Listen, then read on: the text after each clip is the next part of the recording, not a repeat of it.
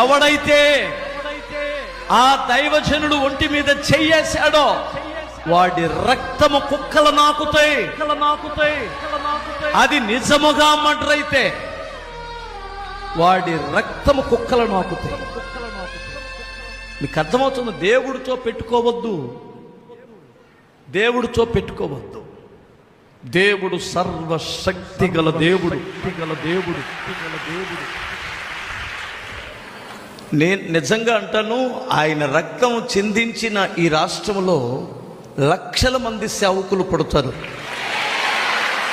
లక్షల మంది యవనస్తులు లేస్తారు.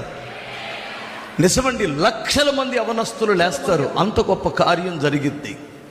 అందుకని మనం అంత గొప్ప దైవ సేవకుని కోల్పోయినందుకు బాధాకరమే కానీ దేవుని పని మాత్రం ఈసమంతైనా తగ్గదు.